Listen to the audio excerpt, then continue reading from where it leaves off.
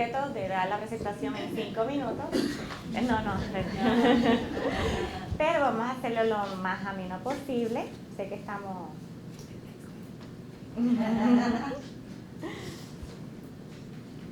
Pues muchas gracias por la invitación. Felicidades a todas las mujeres en este día y en la semana. También quiero decirles que marzo es el mes de la educación de endometriosis. Por lo tanto, vamos ameno con la actividad. El título de la presentación es Estudio translacional desde la paciente hasta un modelo animal con endometriosis. Vamos a ver cómo... El botón rojo. No, that will change. En la computadora. La fecha. Bueno, la fecha hacia abajo, En la computadora. Ah, esta no funciona. Tiene que ser la computadora, está bien, no hay problema. Okay.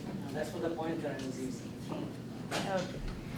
Bueno, en el mundo la endometriosis afecta 1 de cada 10 mujeres. 5 de cada 10 mujeres que experimentan infertilidad tienen endometriosis y 5 de cada 10 mujeres con dolor pélvico tienen endometriosis. En Puerto Rico, 1 de cada 20.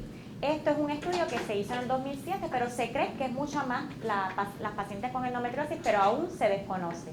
Un 40% de las mujeres puertorriqueñas que tienen endometriosis tienen problemas para concebir. Y en Puerto Rico, el diagnóstico de endometriosis se tarda 9 años. Esto significa que una paciente va por dolores pélvicos o por alguna situación y pasan años, y no es hasta el 9º año que les realizan un procedimiento, que lo voy a explicarle más tarde, que entonces le dice, usted tiene endometriosis. Endometriosis es una condición ginecológica que se define como la presencia de glándulas y estroma de endometrio fuera de la cavidad uterina. Normalmente, endometriosis viene de la palabra endometrio, que es este tejido que está aquí, y todos los meses nosotras descartamos, conocido como la menstruación. Cuando este tejido va fuera, se encuentran fuera del útero, es que se conoce como endometriosis. Los lugares más comunes donde se encuentra es sobre los ovarios, en los intestinos, en la vagina, encima del útero. Algunas veces se encuentra en casos extraños, se encuentra en el área torácica y hasta en el cerebro. Y a pesar de que es una condición ginecológica, existen muy pocos casos en varones. También es una condición que se alimenta del estrógeno, por lo tanto es bien común de que las mujeres sufran de esta condición, y específicamente durante todos los periodos, específicamente en la menstruación, que es normalmente cuando nosotras descartamos este fluido. Si este tejido se encuentra fuera del útero, si se encuentra sobre los ovarios o en algún otro lugar, también sangra ese tejido. Tenemos casos de pacientes que durante su periodo tienen su regla, pero si tienen endometriosis en intestino o hasta en el ombligo, también tienden a sangrar. Y lo peor aún de esto es que estas pacientes sufren de un sinnúmero de síntomas como el dolor pélvico, que les voy a explicar, pero también tienen inflamación, y la calidad de vida de estas pacientes muchas veces se ve afectada. Los síntomas más comunes de la endometriosis es dolor con la menstruación, dolor abdominal crónico e infertilidad. Y como ustedes ven, este porciento es bastante alarmante. Por lo que si una paciente tiene esta condición y no se diagnostica a tiempo, el deseo de ser madre puede muchas veces verse afectado. Por eso es bien importante conocer esta condición y educar desde que se comienzan los primeros síntomas. Los primeros síntomas es que desde la primera regla en las niñas, ya hay niñas que el dolor es tan agudo que algunos médicos han recomendado el uso de tratamientos como antiestrógeno, que muchas veces en las niñas les causa unos síntomas de menopausia. O si no, en casos severos conocemos pacientes que a los 21 años algunos médicos ya le han removido su órgano reproductor. Porque este tejido, a pesar de que no se considera un cáncer, muchas personas le llaman endometriosis como un cáncer benigno. ¿Por qué? Porque se comporta como el cáncer, La única diferencia es que no mata las células. Esas células crecen y crecen tanto que muchas veces unen los órganos internos. Y estas mujeres muchas veces tienen dolor en las relaciones, tienen dolor a la hora de ir al baño, tienen dolor en todo momento en su vida. Aún no se conoce qué exactamente causa la endometriosis. Existe un sinnúmero de teorías, pero la teoría más acertada es como se conoce como la menstruación retrógrada. En vez de bajar la menstruación, lo que se dice es que la menstruación sube por las trompas de falopio. Las trompas de falopio están conectados, pero no completamente, son unos ligamentos que están conectados a los ovarios, y se cree que sale este fluido menstrual y crece e invade en estos órganos que están aquí, en esta área. Lo interesante es que un 99% de todas las mujeres sufre de menstruación retrógrada, pero no todas desarrollamos la condición. Por lo tanto, ¿qué diferente hay? ¿Por qué algunas mujeres desarrollan la condición y por qué otras no? Una pregunta muy interesante. Problemas de la endometriosis no tiene cura, solo se diagnostica por laparoscopía. La única manera de diagnóstico es por cirugía. Cirugía, que es la del ombligo, o por una laparotomía. El promedio es de 9 años para ser diagnosticada. Actualmente no existen marcadores en sangre. Esto significa que para usted saber que tiene endometriosis, no hay una prueba de sangre que detecte usted es paciente o no. Muchos médicos utilizan el marcador de cáncer ovárico, pero este marcador no es específico. En pacientes que tienen endometriosis severa, los niveles de este marcador están bien altos. Pero si un médico le recomienda esto y la paciente no detecta ninguna anormalidad, no necesariamente significa que no tenga la condición. No existe correlación de la severidad con los síntomas. Esto significa que una paciente con endometriosis leve puede ser infértil, como hay pacientes con endometriosis severa que pueden concebir. También hay pacientes con una lesión pequeña y tienen unos dolores increíbles, mientras que hay pacientes que tienen mucha y no tienen ningún síntoma.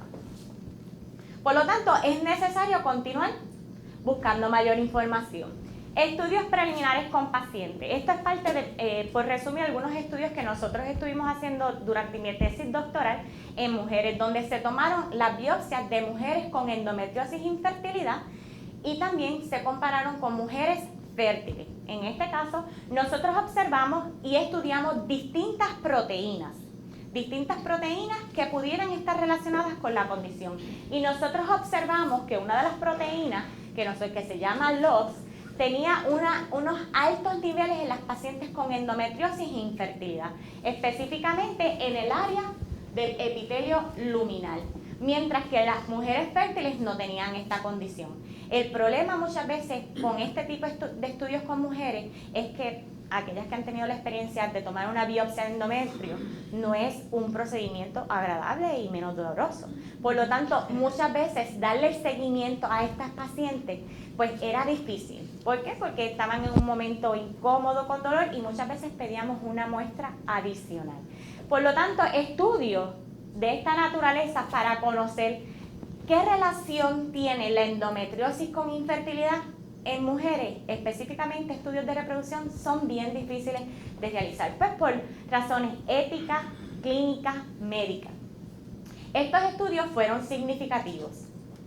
También nosotros tomamos muestras de las pacientes con endometriosis. Esto fue un estudio con muestras de sangre, a ver si nosotros podíamos detectar alguna diferencias genéticas con pacientes con endometriosis e infertilidad. Esto fue un estudio con 214 pacientes versus 170 y pico controles. Nosotros vimos y encontramos que las pacientes con endometriosis tenían unas mutaciones en unos genes específicos.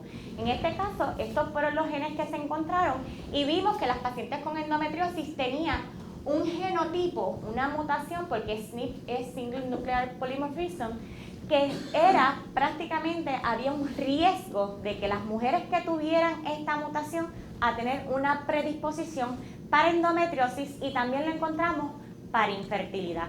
Y esto nos ayuda un poquito más a tratar de entender o buscar una manera de diagnóstico menos invasiva, como son las biopsias de endometrio o los procedimientos laparoscópicos, en buscar una alternativa mejor para entender y diagnosticar esta condición a más temprano tiempo. ¿Cuáles son las ventajas? Las ventajas en el caso de estudios con las mujeres es que podemos conocer la condición tal como es, pero no todas nosotras tenemos unas mismas características genéticas, no todas tenemos un mismo factores de ambiente en alimentación. Por lo tanto, muchas veces es difícil entender ciertos factores, por lo que los modelos animales son una alternativa más controlada para realizar estudios. Y nosotros en este caso hemos comparado el modelo de animal de los monos, específicamente los monos, lo que se conoce como primates no humanos, que son la categoría de baboons y rhesus macaque. Estos animales tienen una fisiología bien parecida a la de las mujeres. Es tan parecida a las mujeres que sus órganos reproductores son prácticamente idénticos a los de las mujeres. Tienen un sistema de menstruación muy parecido al de nosotras. Ellas cada 26 a 28 días tienen su periodo menstrual. Y aún más interesante es que a las monas también les da endometriosis.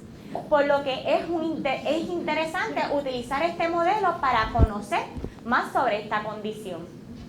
No solamente tienen endometriosis espontánea, también tienen los síntomas. La única diferencia es que las monas no pueden hablar, pero las monas tienen una reducción en fertilidad.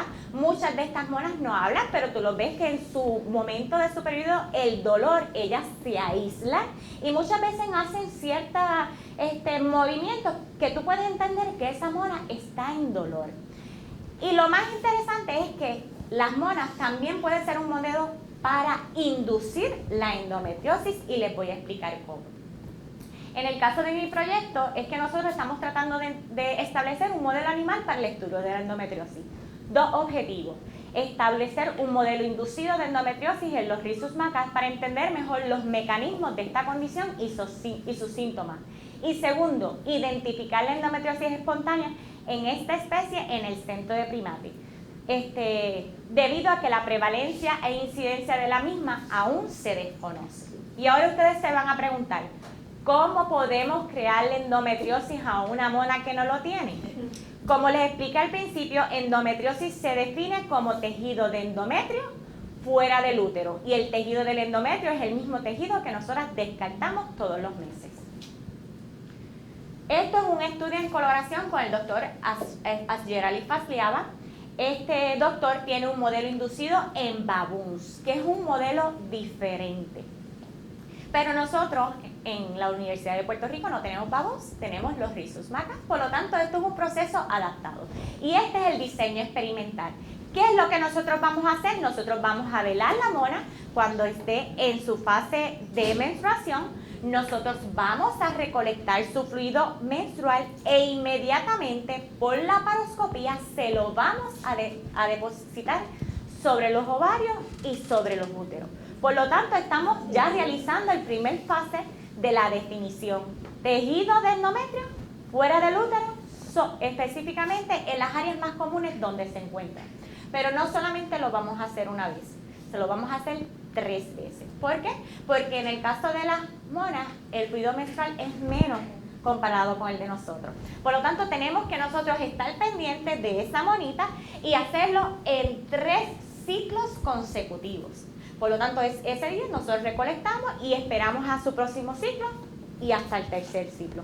Esto es un proyecto piloto. ¿Por qué? Porque esto pues se ha realizado en los baboons, pero todavía los rhesus macaque no se ha realizado. Por lo tanto, vamos a ver qué es lo que sucede, ¿verdad?